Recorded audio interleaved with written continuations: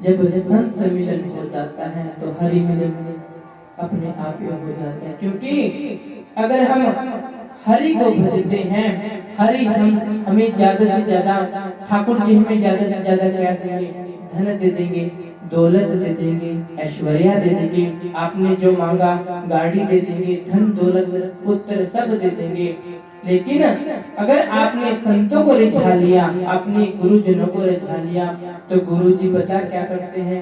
गुरु जी स्वयं हरि जी का हाथ आपके हाथ में पकड़ा देते हैं। बोल बांके बिहारी लाल की जय।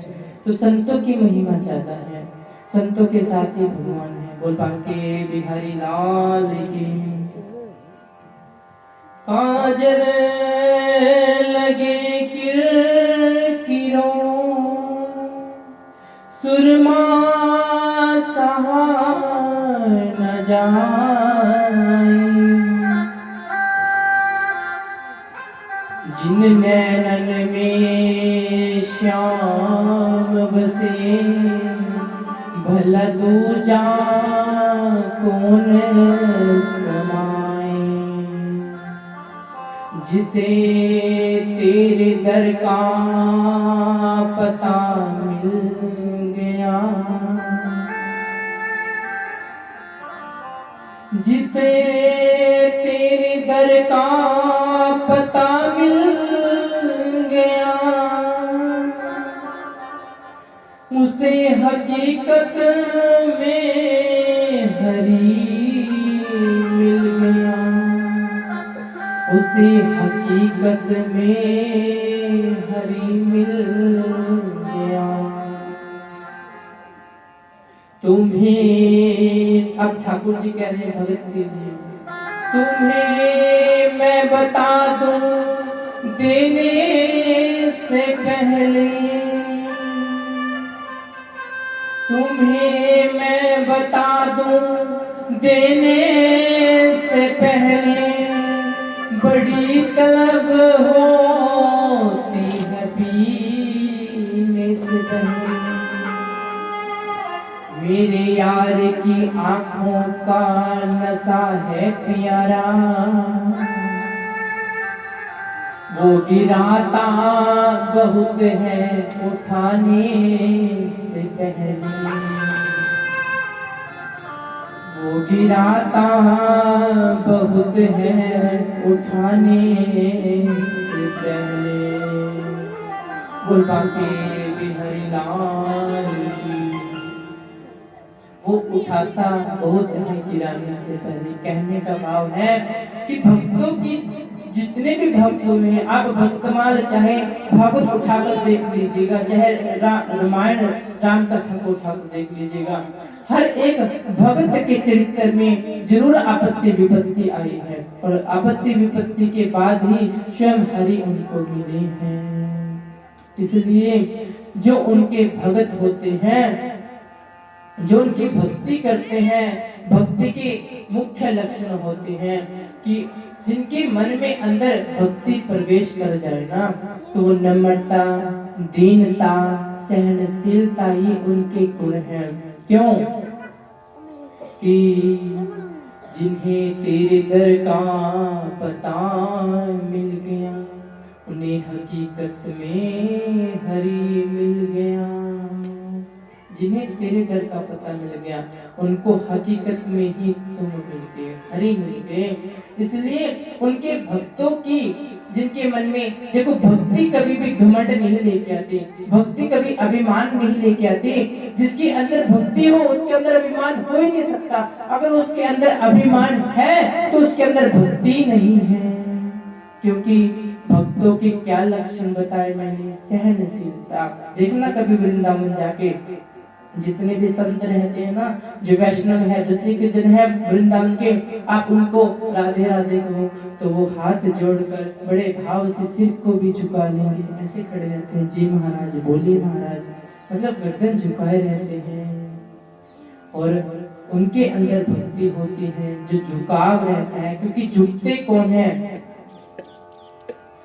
झुकते वही हैं जिनमें जान होती है।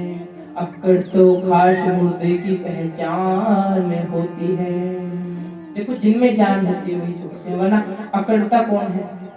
अकड़ मतलब घमंड। अकड़ तो जब मुर्दा पड़ा है घर में वो अकड़ ही जाता है, बिल्कुल एकदम।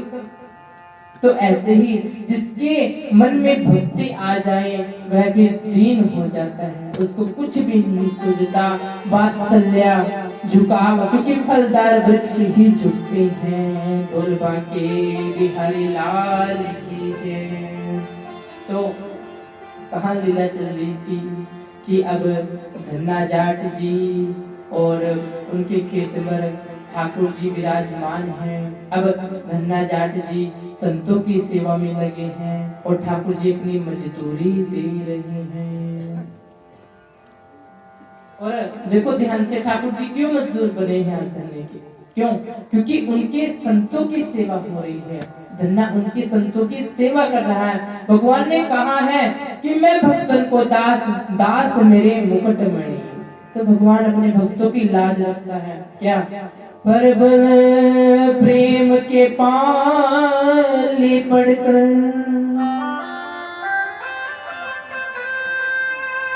प्रभु को नियम बदलते देखा। अपना मान टले टल जाए पर भक्त का मान न टलते देखा।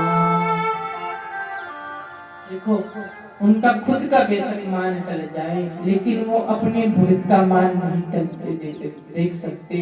उनको भगत अपने हृदय से भी ज्यादा प्यारे हैं। भक्तमाल में तो ये भी कहा है कि उनको अपनी अर्धांगिनी रुक्मिणी उनकी भी विशेषता बताएगी कि उनसे भी प्यारे उनके भगत हैं, संत हैं, वैष्णव हैं, रसिक जन हैं। तो अब धन्ना जी संत सेवा में लगे हैं, ठाकुर जी मजदूरी वहाँ खेतों की रक्षा कर रहे हैं। अब धन्ना को याद आया, अब श्याम हो चले, ओहो आज तो बड़ी बोल हो गई हमसे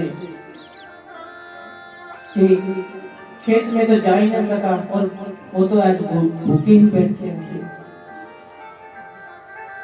आज जैसे ही धन्ना जी बेसमय से गए हैं, ठाकुर जी को तो नहीं पता पर वो लीलाधारी हैं। आज लीलाधारी जी खाट पर विराजमान हैं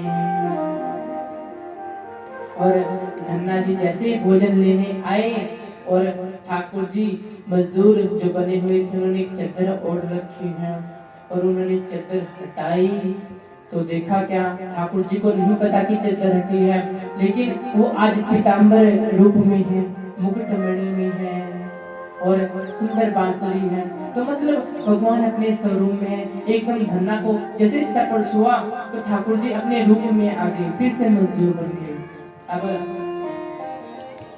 अब धन्ना जाट जी कहने लगे कि हे ठाकुर जी, हे लीलाधारी, हे रासलीधारी, आपने इतना क्यों किया? आपने इस भक्त के लिए, इस अधम के लिए इतना क्यों किया? अब ठाकुर जी सोच रहे हैं शायद इसने तो लीला देख ली। अब ठाकुर जी उसका ध्यान घटा रहे हैं इधर से। वो कह रहे अच्छा तुम बड़े चालाक हो, तुम हमें पता है चाट हो तुम, पर इतना चालाक मत बनो। देखो मैं तुम्हारे खेत की मजदूरी कर रहा हूँ, जब तुम्हें भोजन देना पड़ रहा है तो तुम हमें ही ठाकुर जी भगवान बता रहे हो, जबकि मैं तो हरि नहीं हूँ। धन्ना जाट ने बहुत विनय प्रार्थना की। अब ठाकुर जी समझ गए कि अब ये समझने वाला नहीं है क्योंकि इन्होंने तो लीला देख ली। अब ठाकुर जी फिर अपने प्रत्यक्ष रूप में आ गए। बोल बाके बिहारी लाल की जय, बोल राधा रानी सरकार की। तो धन्ना जाट जैसे ठाकुर जी के दर्शन करता है तो आज आंखों में अश्रु है, आंखें भी नम है और धन्ना जाट जी कह रहे हैं हे ठाकुर जी आपने ऐसा क्यों किया? क्या मैं अधम नीच इसके भी लायक न था कि संतों की सेवा करूं और आपने हमारे ऊपर उल्टा कर्ज डाल दिया? तो भगवान ने कहा मैं तो भक्तों के बस में ही रहता हूं। भगवान ने कहा है कि मैं स्वतंत्र नहीं हूँ, मैं भगवान के बस में हूँ। जैसे जैसे भक्त उसको बांध लेते हैं, भगवान भी ऐसे ही रूप धारण कर लेते हैं। बोल बांके बिहारी लाल की। तो अब ठाकुर जी ने आग्रह किया, विनय की, प्रार्थना की कि अब मैं जाऊं, अब आपका कार्य पूर्ण हुआ। लेकिन धन्ना जाट ने कहा, देखो भगवान, आपने 2-3 बार, अब की बार तीसरी बार दर्शन दिया, लेकिन मेरे बात मन के मन में रहेगी। आपने मुझे दर्शन तो दिया, लेकिन आपने मुझे आलिंगन नहीं किया, अपने हृदय से नहीं लगाया। तो भगवान ने कहा, वो तो नहीं मैं कर सकता।